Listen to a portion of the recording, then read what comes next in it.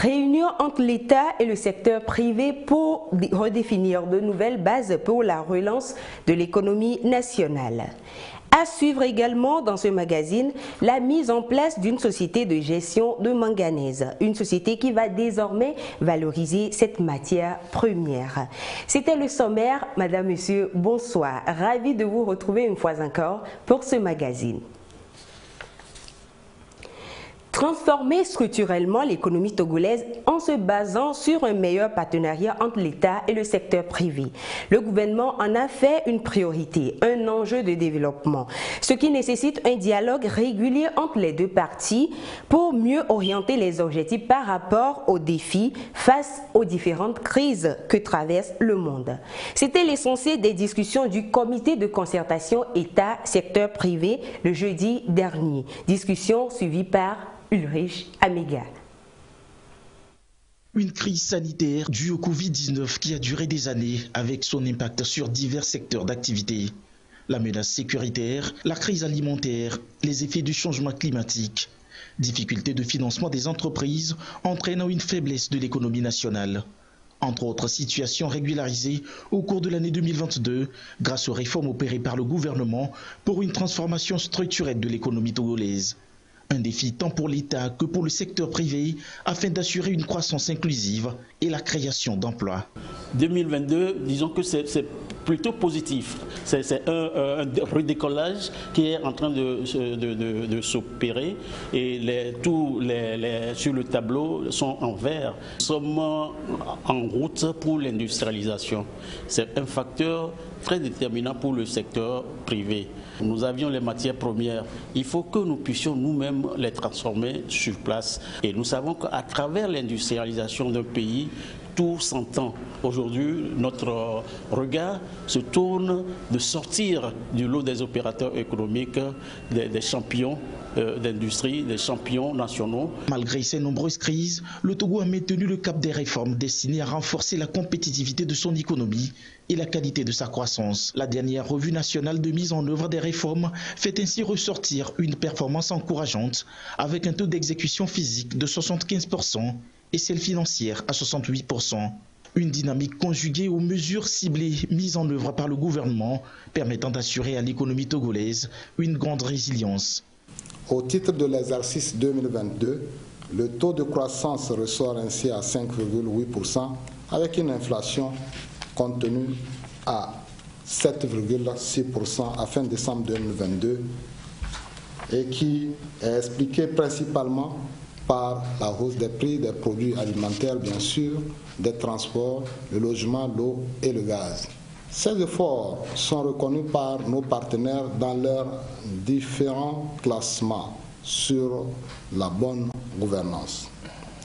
Ainsi, la sélection de notre pays pour le programme Compact du MCC est aussi une retombée des performances du Togo en matière de réforme économique.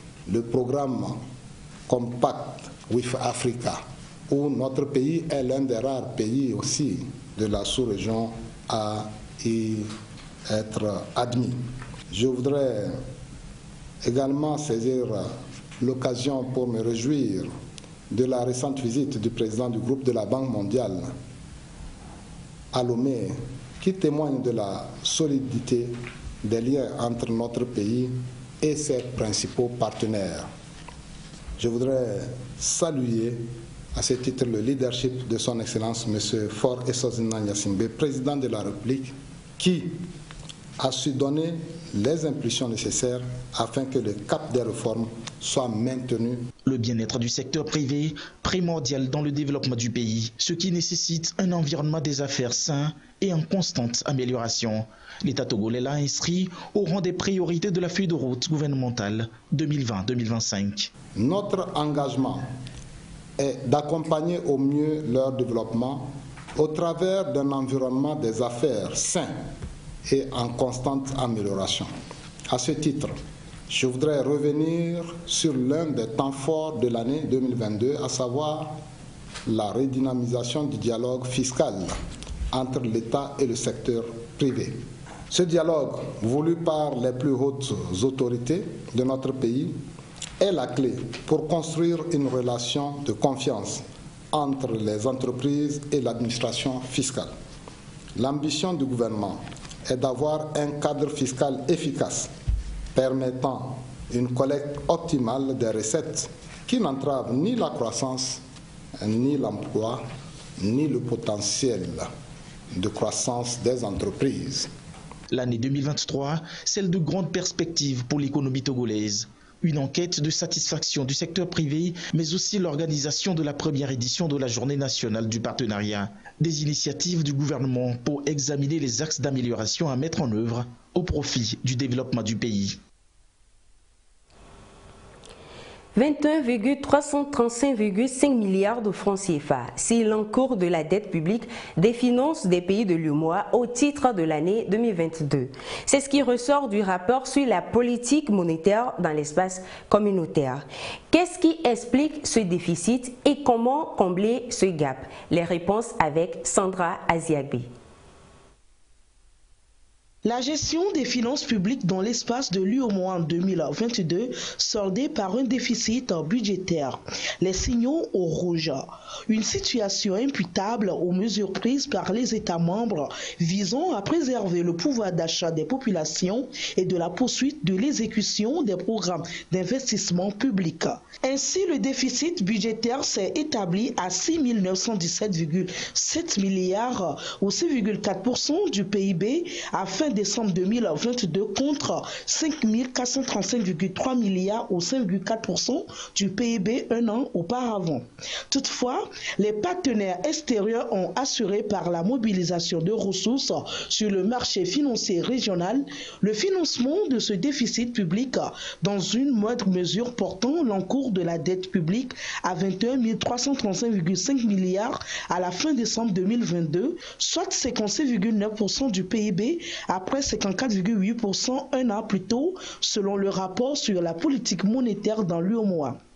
Au vu de ces résultats obtenus, des recommandations ont été faites à l'endroit des États en matière de la gouvernance économique.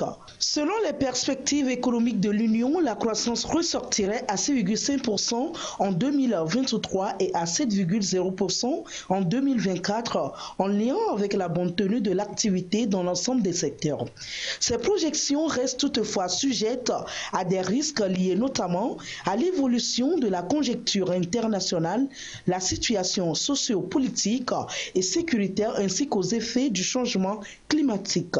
La gestion des finances publiques des États membres de l'Union serait caractérisée par une consolidation budgétaire progressive à partir de 2023. Le déficit budgétaire ressortirait à 5% du PIB en 2023 et à 3,6% du PIB en 2024. Cette information pour poursuivre. Le Togo, présent aux réunions de printemps de la Banque mondiale et du Fonds monétaire international FMI depuis ce lundi 10 avril à Washington. La délégation togolaise est conduite par le ministre de l'économie et des finances, Sani Yaya. La rencontre va se pencher sur les défis complexes auxquels est confrontée l'économie mondiale, notamment l'inflation, le ralentissement de la croissance. Et il sera question pour les différents pays de redéfinir le développement pour la relance de leur économie. Société togolaise de manganèse, STM, une nouvelle structure mise en place par l'État pour valoriser désormais cette matière première en vue de développer la chaîne de valeur de l'industrie minière, pour ainsi dynamiser la création de l'emploi. Le décret a été adopté en Conseil des ministres le 5 avril dernier. Les explications avec Carmen Madi Akakou. Le secteur minier est l'un des maillons essentiels du développement socio-économique du Togo. L'exécutif lui accorde une attention particulière avec l'adoption de bonnes politiques tournées vers la transformation pour sa durabilité et sa promotion, pour une meilleure gouvernance du secteur afin d'accroître considérablement sa contribution au PIB du pays. Plusieurs initiatives ont été prises. La dernière en date est l'adoption du décret portant création, attribution et organisation de la société togolaise de manganèse en Conseil des ministres du mercredi 5 avril dernier. L'État togolais s'est fixé pour objectif de doubler la contribution du secteur minier au PIB à l'horizon 2025 à travers une exploitation optimale des ressources minérales dont regorge le sous-sol. Cette ambition connaît donc sa concrétisation avec la structuration de l'exploitation des minéraux critiques, notamment le manganèse. Ainsi, la société togolaise de manganèse nouvellement créée s'assurera de la valorisation du manganèse en vue de développer la chaîne de valeur de l'industrie minière pour dynamiser la création d'emplois et l'économie du pays conformément à l'axe stratégique 2 de la feuille de route gouvernementale 2020-2025. L'objectif du gouvernement est d'améliorer la gestion et le suivi des activités de développement du secteur minier depuis l'octroi des permis d'exploitation en passant par la supervision des activités minières jusqu'à la fermeture des mines.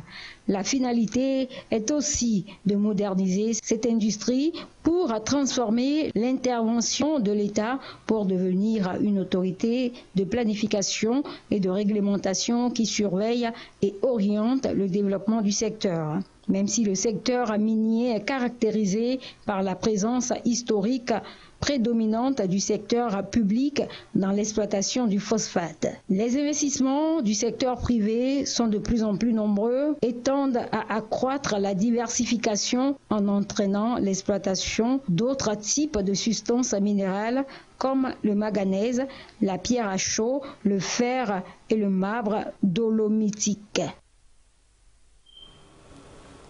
Intéressons-nous maintenant aux devises de ce mardi 11 avril 2023. Le dollar américain s'établit à 598,5 à l'achat et 605,5 à la vente. Le yen japonais est de 4,485 à l'achat et 4,545 à la vente. La livre sterling s'établit à 744,5 à l'achat et 751,5 à la vente. Poursuivons avec le franc suisse, 662,75 à l'achat et 668,75 à la vente. Le yuan chinois qui est de 86,500 à l'achat et 88,250 à la vente. Quant au dollar canadien, il est de 442,75 à l'achat et 449,75 à la vente. L'euro reste inchangé, 655,95 à l'achat comme à la vente. Un tour sur les marchés locaux pour finir. Suivons.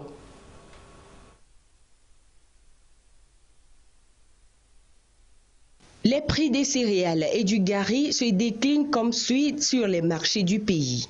Dans la région maritime, le bol du maïs est à 700 francs CFA, 500 francs CFA dans les plateaux et entre 600 et 700 francs CFA dans la région centrale. À Kara, le bol du maïs est entre 650 et 750 francs CFA, 650 et 700 francs CFA dans les savanes. C'est ce qu'on retient du prix du bol du nouveau et de l'ancien maïs. Moyenne nationale, 656 francs CFA. En ce qui concerne le sorgho, il est à 1100 et à 1200 francs CFA dans la maritime, 1050 et 1100 francs CFA dans les plateaux. Dans la région centrale, le coût du bol du sorgho est bas et s'établit à 900 et à 1000 francs CFA. À Kara, il est entre 900 et 1200 francs CFA. Le prix le plus bas est enregistré dans les savanes, à savoir 850 francs CFA et 900 francs CFA. À 1500 francs CFA dans la région maritime, le prix du bol du haricot est fixé à 1150 et 1200 francs CFA dans les plateaux. Dans la région centrale, le bol du haricot est vendu entre 1600 et 1800 francs CFA, entre 1700 et 2000 francs CFA dans la région de la Kara. Le prix rechute dans les savanes pour s'établir à 1250 et à 1300 francs CFA. S'agissant du mil, le bol est vendu à 1200 francs CFA dans la maritime, 1100 francs et 1200 francs CFA dans les plateaux. Dans la centrale, le bol du mil est entre 1100 et 1300 francs CFA. Il est à 1000 francs et à 1200 francs CFA dans la région de la Kara, entre 900 et 1100 francs CFA dans les savanes. On finit notre tour sur les marchés de la place avec la connaissance du prix du bol du gari. Il est à 1000 francs CFA dans la maritime, 650 et 700 dans les plateaux, 700 et 800 francs CFA dans la centrale, entre 700 et 850 francs CFA à Kara. Dans les savanes, le bol du gari s'établit à 900 et 1000 francs CFA. C'était tout pour les prix des céréales et du gari sur les marchés du Togo. Ainsi prend fin ce magazine consacré aux actualités économiques. Merci à vous de nous avoir suivis. À la prochaine!